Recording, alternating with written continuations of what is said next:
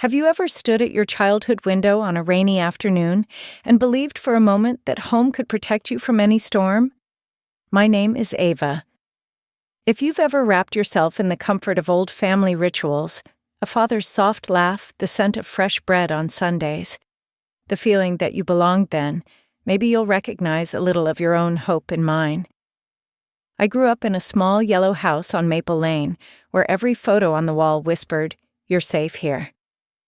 For most of my life, I wanted to believe that home was unshakable, that love could patch any crack, and that no matter what, my family would always be waiting on the other side of the door.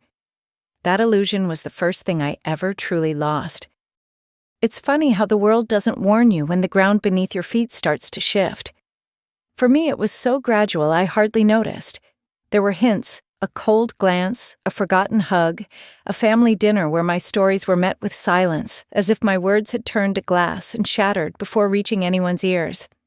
I kept telling myself these were just rough patches, nothing that couldn't be mended with time and forgiveness. But somewhere deep down, a quieter voice was asking, what if this isn't a phase? What if, without ever meaning to, you've already lost your place in the only home you've ever known?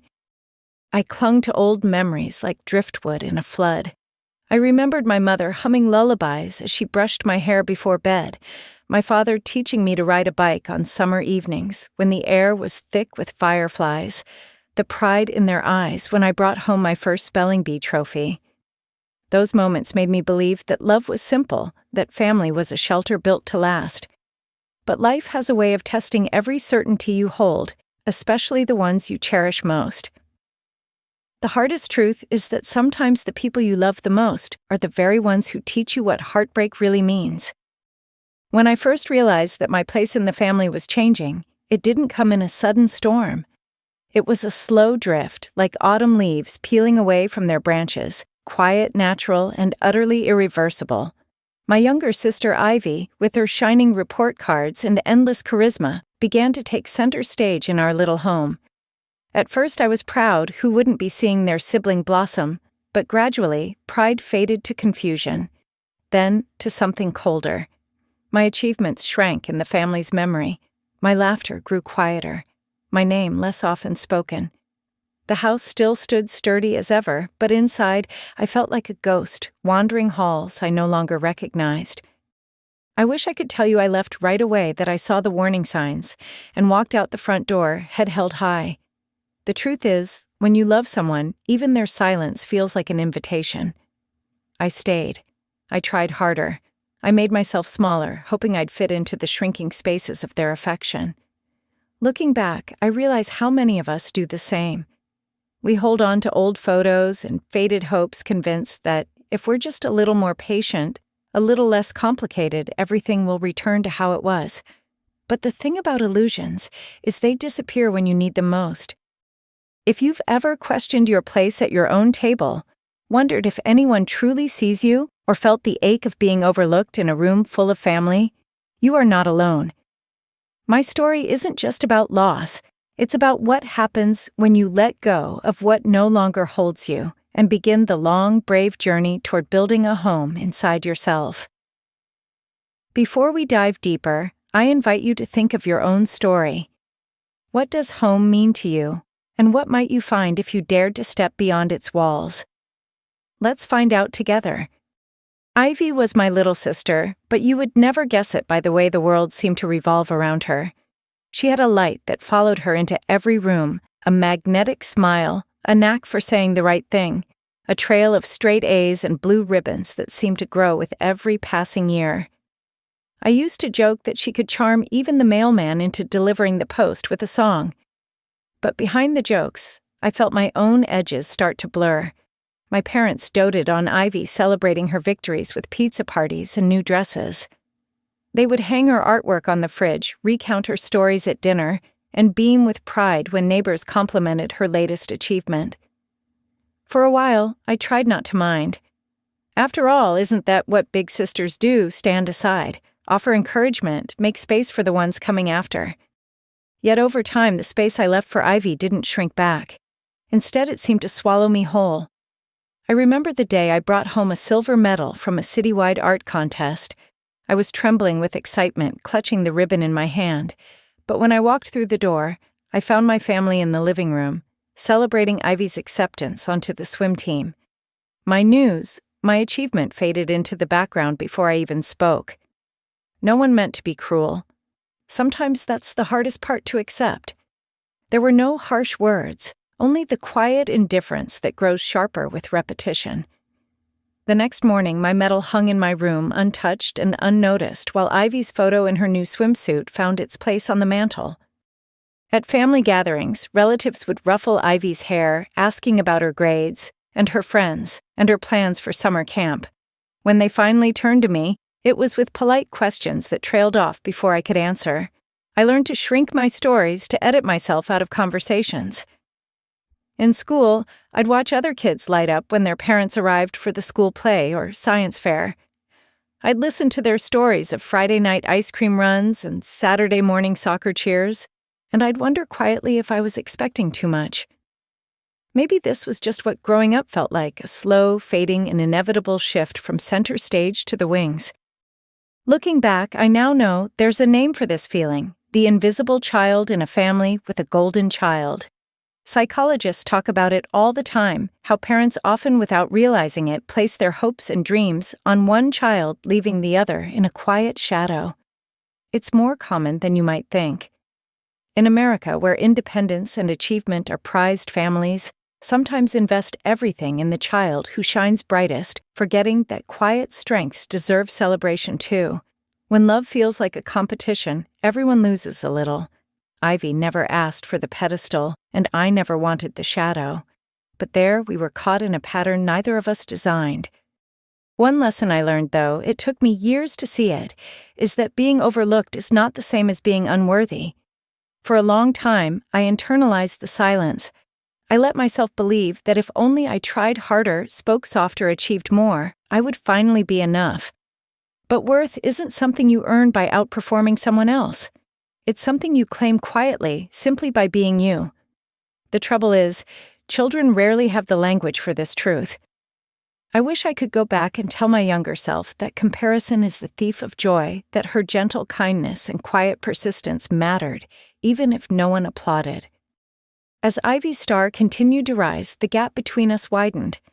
It wasn't her fault, and it wasn't entirely my parents' either. Families often fall into roles that feel comfortable, even when they hurt. But the more invisible I felt, the more I began to retreat, first from conversations, then from shared meals, then from home itself. My world grew smaller, quieter, lonelier. It's easy in hindsight to see how isolation can creep in, like a slow tide washing away even the brightest parts of who you are. If you've ever felt yourself disappearing not from neglect or anger, but simply from the way love can be uneven, I hope you know you're not alone. Sometimes the greatest challenge is to hold on to your own light, even when it isn't reflected back to you. That's a lesson I carry with me still. You have a right to be seen, to take up space, and to celebrate your own victories, no matter how small. In my family, I learned to whisper my joys, but life would soon teach me how to reclaim my voice. Because as Ivy's world expanded, mine grew more uncertain. The next chapter of my story wasn't about winning anyone's approval. It was about learning what happens when you have to fight for your own place, even in the only home you've ever known. And it began on the day I had no choice but to return, not as the daughter coming home in triumph, but as a young woman no longer certain she belonged at all. The summer after college graduation was supposed to feel like a triumph. My friends scattered to new cities, wide-eyed and optimistic, eager to chase their dreams. I tried to keep pace, sending out resumes every morning, scouring job boards at night, but each rejection landed a little heavier than the last. Student debt clung to me like a second skin, and slowly, reluctantly, I made the call that so many young Americans make these days. I moved back home promising myself it was only temporary. It's funny how life's detours never quite feel the way you imagine. I thought I'd be greeted with open arms, that familiar comfort from childhood, maybe a warm meal waiting. Instead, there was a chill in the air that had nothing to do with the weather. My old bedroom, the one where I'd once taped glow-in-the-dark stars to the ceiling, had been transformed in my absence. The walls, once painted a cheerful yellow, were now a blank canvas for Ivy's latest projects, and surprisingly, the new home of her rescued greyhound Oliver. My mother handed me an extra blanket and told me there was space for me in the basement among the boxes and holiday decorations. "It's just until you're back on your feet, honey," she said, her voice gentle but firm. I nodded, swallowing my pride. In that moment, the basement felt less like a landing pad and more like exile, a place for leftovers for what no longer fits anywhere else. The days blurred together in a rhythm of job applications, grocery runs, and quiet meals eaten alone. Sometimes Ivy would burst through the door with stories of her graduate program, her adventures with Oliver at the park, her latest volunteer work. My parents would light up asking for every detail, their laughter filling the house. When it was my turn, conversation would stall. My efforts, side gigs, freelance, writing a handful of interviews, seemed to exist in a separate universe, unremarked and uncelebrated. At first I thought I was being overly sensitive, but the pattern grew harder to ignore. Even practical gestures, taking out the trash, fixing a leaky faucet, cooking dinner, were invisible, expected, never praised. Gradually I understood I wasn't the daughter coming home. I was the burden everyone was waiting to see depart. This experience isn't unique. All across America, young adults face the pressure of boomerang living, returning home after college, often to families who, for all their love, have a hard time adjusting to the grown children who come back. For some, home is a soft place to land. For others like me, it's a reminder of unfinished business, of dreams deferred, and independence just out of reach. The real sting comes when support is laced with conditions, when kindness feels like charity, and every act of care is a ledger entry to be repaid. There's a subtle message beneath the surface. We're here for you, but don't stay too long. Looking back, I can see how easy it is for families to slip into this dynamic. Maybe they're scared, too, of finances, of change, of their own dreams that never quite panned out. Maybe they worry that by helping they're enabling failure instead of fostering resilience. But when love is given only on certain terms, it stops feeling like love at all. It starts to feel transactional, measured, conditional. For the first time, I began to question not only my place in my family, but my worth outside of their approval. That's the lesson this chapter taught me, one I wish every young woman could hear. Your value is not defined by where you live, by your job title, or by how seamlessly you fit into someone else's plans. Worth doesn't expire just because you need help. There's dignity in asking for support, and even more in giving it without strings attached. Families are meant to be safety nets, not finish lines you have to sprint across to be worthy of love. As weeks turned to months, my search for a foothold grew more urgent. The basement grew colder with each passing night, both literally and metaphorically. I began to wonder if I would ever be seen again, not as a burden, but as a daughter, a sister, a person deserving of warmth and welcome. That longing, that hunger to be valued for who I am, not just what I do, became a quiet fire inside me. It pushed me toward the next step, toward finding a way to build my own worth, even if no one else seemed to notice.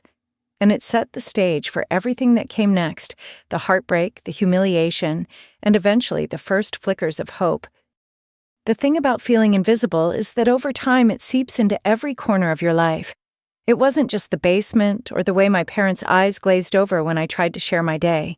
It was 100 tiny moments that stitched themselves together, the missed goodnight, the empty chair at Sunday dinner, the birthdays that passed without so much as a card. Ivy's laughter rang through the house, mingling with Oliver's happy barking, and I learned to silence my own voice before anyone else had to. There was always a reason for my absence, a late-night job interview, a freelance deadline, but the truth was, I'd stopped expecting to be included. I remember one evening in particular, a neighborhood barbecue where families gathered on lawns, sharing stories and laughter.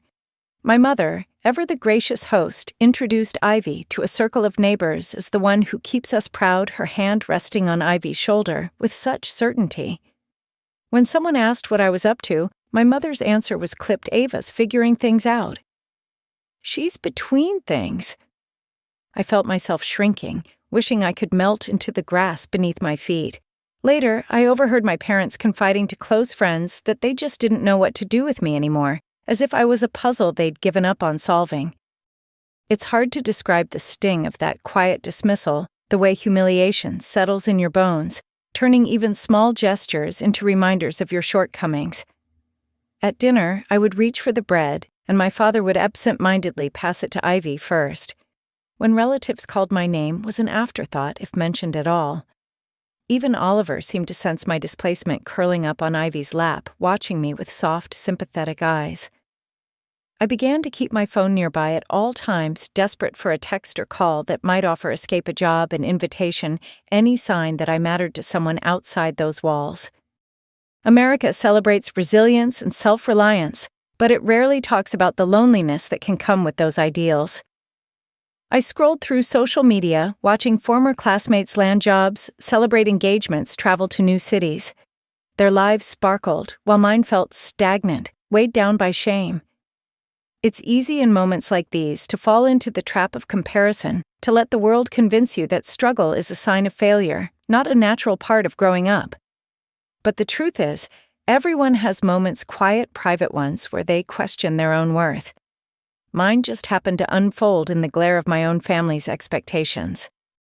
If there's a lesson in all this, it's that humiliation doesn't have to define you. It can break you open, yes, but it can also show you where you most need to heal. For me, the real heartbreak wasn't in the basement or the barbecue. It was in realizing that love, when tangled up with disappointment and pride, can grow cold without meaning to. Families, like people, are messy and imperfect. Sometimes the very people you want to lean on are too caught up in their own hopes and fears to offer what you need. That doesn't mean you're unlovable, it just means you're growing up. Over time, I learned to find solace in small victories, a glowing review from a freelance client, a neighbor's unexpected kindness, the simple satisfaction of making it through another day.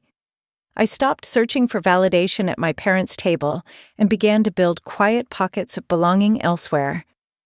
I'd like to tell you that things changed overnight, that one conversation fixed everything, but the truth is, healing is slow. It happens in the choices you make when no one else is watching.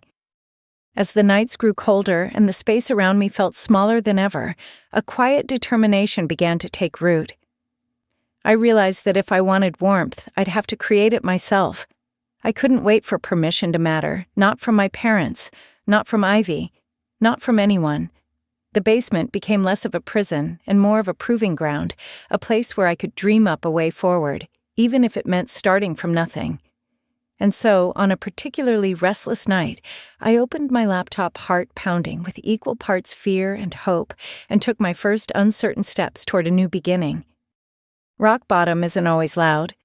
Sometimes it arrives quietly, just you, and a midnight blue screen cursor blinking in a basement room, and the soft, stubborn ache that says, you can't stay here forever. That's where my true second act began. I knew I couldn't change my family overnight, but I could reclaim a piece of myself. So I started small. I found a job at a local cafe pouring lattes for neighbors who didn't know my story. The early shifts were humbling, burnt fingers, aching feet, a name tag that felt like both a disguise and a dare. But every paycheck, no matter how small, was a victory. It was proof that I could shape my days, even if the rest of my life felt out of my hands. The cafe work covered the basics, but it wouldn't be enough. I'd read stories of Americans cobbling together 2 or 3 jobs just to pay rent, and now I was living that story. In the evenings, I started scouring freelance boards, offering writing and design services for clients I'd never meet. I wrote blog posts about dog training for someone in Ohio, formatted resumes for recent grads in Seattle, and even ghost-wrote love letters for a shy accountant in Florida. Each gig paid just a little, but together they began to stack up. I tracked every dollar in a battered notebook, crossing off debts as they shrank, adding hopeful little asterisks for every new client. It wasn't glamorous. Some nights, I fell asleep at my keyboard, only to wake up hours later with a stiff neck and a half-finished project. There were setbacks, too. Clients who ghosted after receiving work, missed payments projects that dragged on for weeks for almost nothing. Once a cafe customer recognized me from high school and posted a smug photo. "Didn't she used to be honor roll?" I cried in the bathroom. Then went back to steaming milk. Each disappointment stung, but gradually I realized something important. I was building resilience, one humble hour at a time. No one could take that from me. Side hustling is part of the fabric of American life now.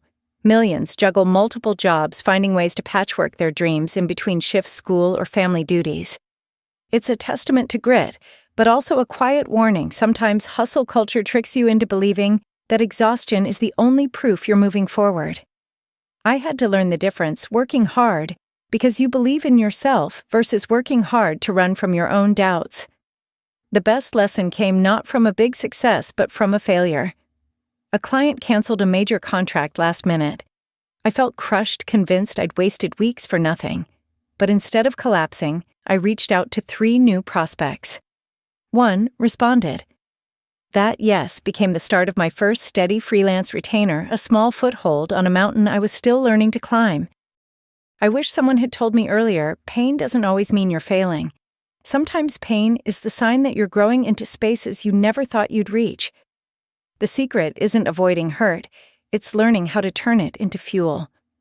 I learned to set small, stubborn goals. $10 saved, 1 new client, another week at the cafe without giving up. Each step, however minor, was a reclamation of dignity.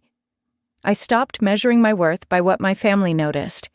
Instead, I marked progress in my own quiet way, building a foundation no one else could see. All of this changed me. I started to feel possibility instead of just pain, an ember of pride glowing where before there had only been disappointment. The basement didn't feel like exile anymore. It was my laboratory, my studio, the place where I began to imagine life on my own terms. In the glow of my laptop screen, surrounded by old holiday boxes and the soft hum of the heater, I pictured a day when I would no longer need permission to belong, not in my family, not in my work, not anywhere.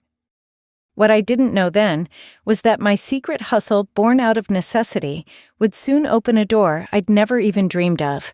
My path was about to twist in a direction I never could have planned. The moment would come when I would stand on the threshold of everything I'd ever wanted and everything I'd been afraid to claim. And it would all begin with a single, unexpected email. It's strange how change can arrive so quietly, sometimes with a whisper, sometimes with a ping in your inbox. One rainy morning, as I sipped weak coffee and watched droplets chase each other down the window, I noticed an unfamiliar email from a local real estate agent.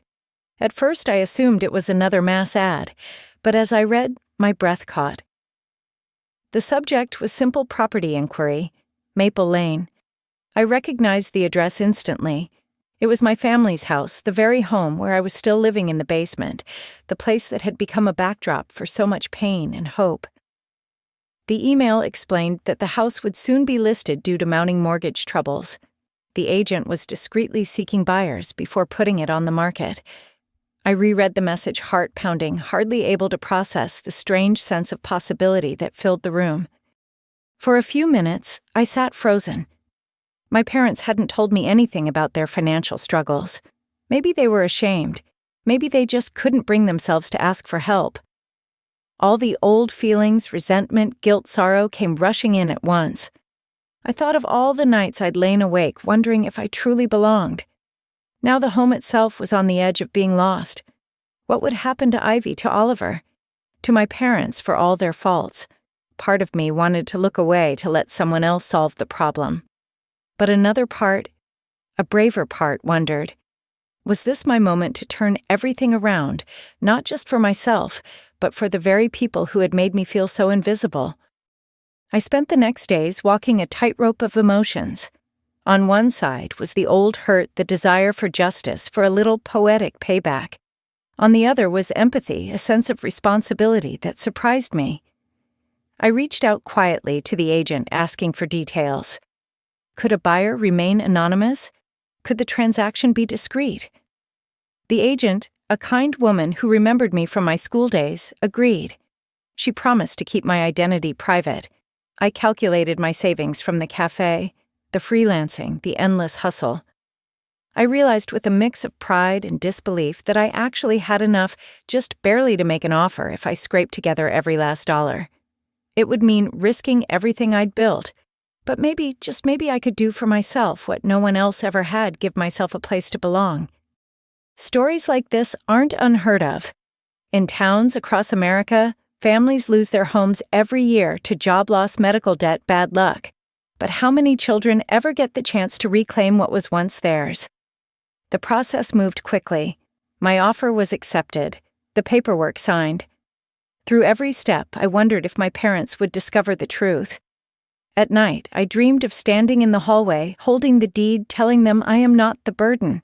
I am the new owner. Sometimes I felt powerful, sometimes terrified.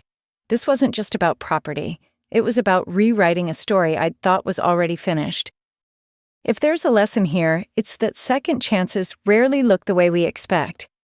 Sometimes the greatest opportunities come disguised as heartbreak, or as a task you're scared to take on.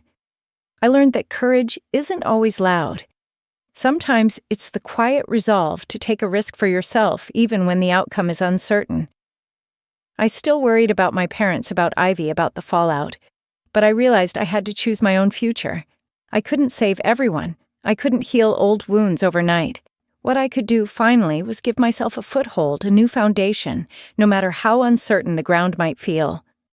When the final documents arrived, I held the keys in my hand and felt something shift inside me. The house that had once been a place of exile was now mine, not through inheritance or charity, but through grit and stubborn hope. I didn't celebrate. I didn't boast. I simply stood for a moment, letting the weight of it all settle. The tables had turned quietly, powerfully. And while I didn't know what would come next, I sensed this was more than an ending. It was the beginning of a reckoning, not just with my family, but with myself. Because soon I would have to do the hardest thing of all, face my family with the truth. I had become the one holding all the cards, and what I did next would define not only my future, but the legacy I would choose to leave behind. The day I told my family the truth, the world seemed to hold its breath. I'd rehearsed every possibility, anger, disbelief, even relief, but nothing prepares you for the real thing. My hands shook as I knocked on the door keys and documents tucked in my bag, resolve carrying me further than I ever thought I'd go. My parents were in the kitchen, Ivy reading on the couch, Oliver curled at her feet. The ordinary comfort of the scene made my heart ache with everything I was about to unravel. I asked them to sit with me, my voice steadier than I felt. "There's something important we need to talk about." I began, careful not to let my words quiver. They exchanged glances, confused, wary, maybe even a little afraid. I placed the papers on the table and explained quietly but clearly what had happened. The house was sold. The new owner was me. I saw disbelief flicker across their faces, then a mix of shock and pride, followed swiftly by anger and accusation. My father demanded answers. My mother's eyes filled with tears she wouldn't let fall. Ivy stared at me, silent, searching for a trace of the big sister she remembered. Real life isn't like the movies. There were no grand apologies, no hugs or reconciliations. Instead, voices rose harsh and raw. My father accused me of betrayal. How could I do this to my own family? My mother begged, then bargained, swinging from outrage to pleading in the space of a breath. Even Ivy, caught between loyalty and loss, asked why I hadn't warned them, why I'd kept everything secret. I understood their pain, even as I stood my ground. I explained that I hadn't done this to punish anyone. I'd made an offer when no one else could save the house from being lost to strangers. For the first time, I made them see me not as a burden, but as someone with the power to shape her own future. It's easy to say you'll stand up for yourself, harder to do it in front of the people whose opinions you once lived for. My heart pounded with every accusation, every plea, guilt warred with pride, regret with relief. I realized then how deeply family roots run and how tangled they can become when watered by years of misunderstanding. In American families, pride and privacy often matter more than vulnerability. We don't always say what we mean. We let years of pain fester beneath polite dinners and holiday toasts. And when the truth finally comes out, it's rarely gentle. If there's a lesson here, it's that you can't control how others receive your truth. You can only choose to speak it. For so long, I'd let fear of conflict keep me silent. I told myself it was better to be invisible than to be the source of pain. But silence is a kind of prison, and the only way out is through. By standing tall, by stating my needs and my boundaries, I offered my family a new kind of honesty, one that hurt, yes, but that also had the power to heal. Whether they chose to see it that way was beyond my control. In the days that followed, our home was filled with tension and whispered phone calls. Relatives weighed in, friends took sides. Old wounds were reopened and aired like so much dirty laundry. My parents accused me of pushing them out, ignoring all I'd done to keep the house in our hands. I tried not to let their bitterness consume me. Instead, I held on to what I knew was true. For the first time, I had claimed my own story. I had set a boundary and refused to let guilt define me. But nothing about this victory felt triumphant. Power, I realized, was a lonely place to stand. I saw the sadness in Ivy's eyes, the regret in my mother's slumped shoulders, the anger etched deep on my father's brow. This wasn't the reunion I'd dreamed of. It was a reckoning. And yet for the first time I wasn't afraid of my own voice. I'd faced my family not with vengeance, but with clarity. And from that day forward, I was determined to build a life rooted not in their approval, but in my own truth. What comes after confrontation isn't always peace. Sometimes it's space, a necessary quiet in which both hurt and healing can take root. And as my family packed up their memories, I felt the pull of nostalgia and hope, knowing that letting go was the first step toward something entirely new. After the confrontation, the house felt emptier than I'd ever known. My parents and Ivy moved out within a month, leaving behind boxes of old photographs, faded curtains, and echoes of lives once tightly woven together. I wandered the silent halls, touching doorknobs and windowsills, feeling memories rise and dissolve in the late afternoon light. I thought about how many times I'd wished to be seen to belong, and realized that clinging to a place didn't make it home, not really. The truth was, it was never about the bricks or the furniture.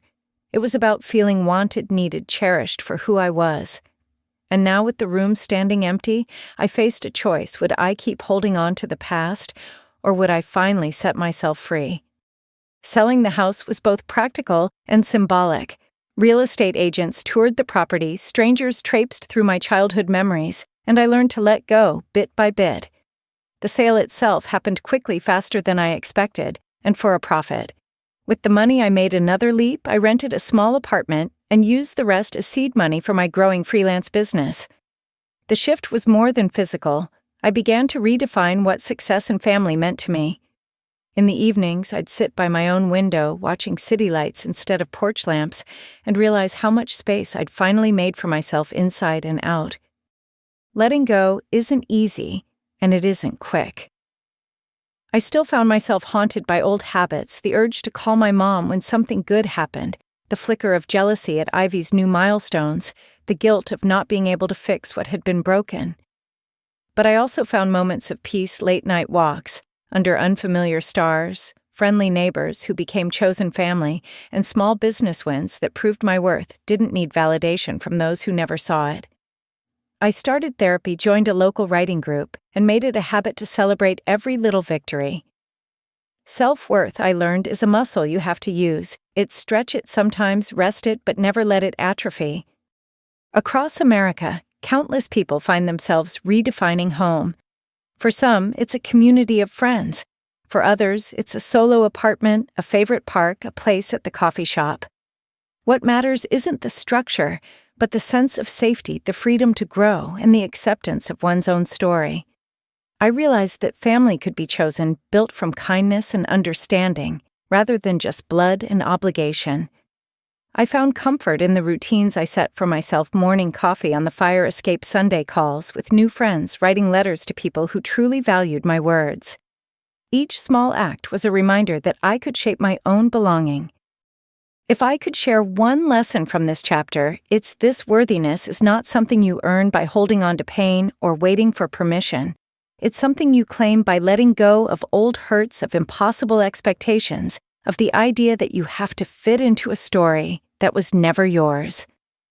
The world is wide and forgiving to those who make room for themselves. Sometimes the bravest thing you can do is step away from what no longer serves you and start again as many times as it takes. My life was no longer a series of apologies or explanations. It became a practice in self-acceptance, one quiet, persistent day at a time. And so, in the gentle quiet of my new home, I looked forward to the future, not with fear or regret, but with curiosity and hope. I knew that the work I'd started in the basement, the seeds of independence and courage, would continue to grow. What came next was not just survival, but transformation. My story was no longer about the family I'd lost, but about the life I was finally brave enough to build. The journey wasn't over. It was evolving. The next step would take everything I'd learned and offer it outward, sharing the lessons of pain and resilience with others, searching for their own sense of home. And it all began with a single, unexpected message, one that would turn my private battles into a public story of hope. The message came one morning as sunlight spilled across my kitchen table, a simple request from a local journalist who'd heard whispers about my story. At first, I hesitated. Sharing my struggle felt risky, like reopening wounds that had only just begun to heal. But the thought lingered. Maybe someone out there needed to hear this, needed to know they weren't alone in their loneliness, that starting over wasn't just possible, but worthwhile. With a mixture of nerves and hope, I agreed to the interview. We met at a quiet cafe where I spoke honestly about everything: the heartbreak, the hustle, the moment I reclaimed my life, and the quiet victories that followed. When the article was published, I expected it to disappear into the internet void. Instead, something remarkable happened. My inbox filled with messages from strangers, young women in their first apartments, college grads navigating family expectations, people of every age who'd once felt invisible in their own homes. "Thank you," they wrote. "Your story is mine." The realization washed over me: pain is universal, but so is resilience. By opening up, I had given my loneliness a new shape, one that others could recognize and maybe even draw strength from. Each message felt like a thread weaving me into a larger tapestry of hope. The story caught fire in ways I could never have planned. Local radio hosts invited me on air. A podcast episode followed then, a speaking gig at a community college. Each new platform brought more people into my life. People searching for courage, for belonging, for a way to turn their own pain into possibility. I spoke honestly about setbacks and slow progress, about therapy and side hustles, about nights spent doubting and days spent rebuilding. I shared not just the wins, but the ugly parts, the failures, the betrayals, the moments of doubt. It was these confessions, I realized, that meant the most to people. The world didn't need another fairy tale. It needed permission to be imperfect. Real-life examples from those who reached out moved me deeply. There was the single dad who'd lost touch with his grown daughter, but found hope to reconnect after reading my story. The college senior who stopped comparing her worth to her older siblings and started building a life that was entirely her own. The retired nurse who, after decades of quiet regret, finally reached out to make new friends in her community. Each story was proof that our pain, when shared, honestly becomes not just a burden, but a bridge. Vulnerability connects us, and that connection is the seed of transformation. If there's a lesson I carry from this season, it's that sharing our stories isn't just about healing ourselves, it's about lighting the way for others. Too often we believe we have to wait until we're fixed to be of any use, that only perfect people can inspire. The truth is, the world is built on imperfect courage. The moment I let go of shame and started speaking from a place of honesty, I found myself surrounded by others on the same journey. Together we created a community, a chosen family built not on blood, but on shared experience and mutual respect.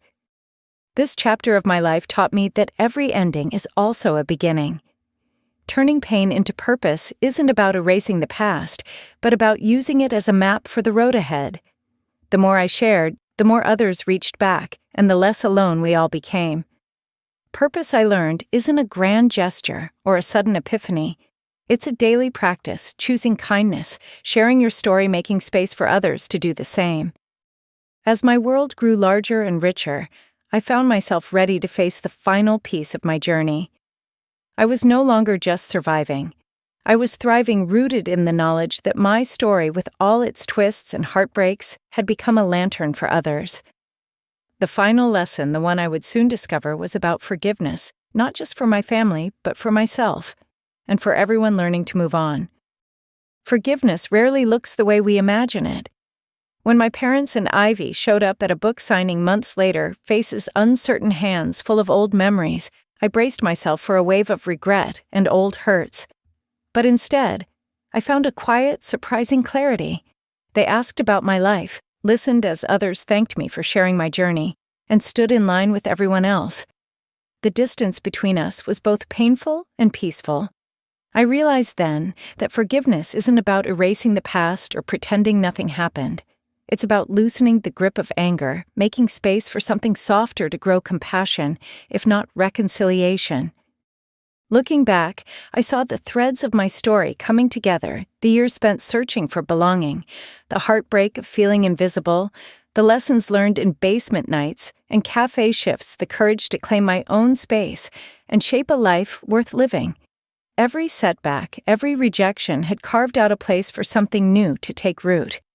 I carried those lessons with me, not as burdens, but as reminders that even pain can be the start of something beautiful.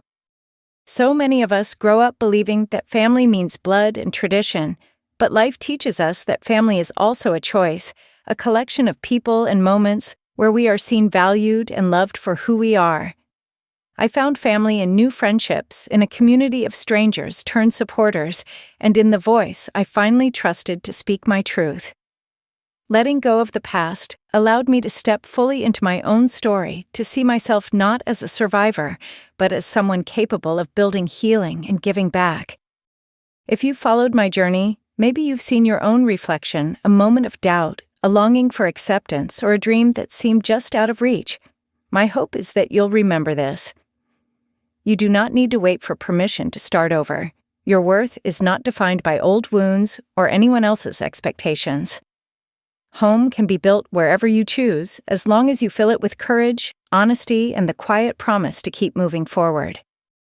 Thank you for spending this time with me, for listening to my story, and maybe even seeing a piece of yourself in its pages. If my journey has touched your heart, inspired a little hope, or helped you feel a little less alone, I'd love for you to join this growing family. Please subscribe to the channel, like this video, and share your own stories in the comments below. Your voice could be the light someone else is searching for. Let's build a community where every journey matters, and every new beginning is worth celebrating together.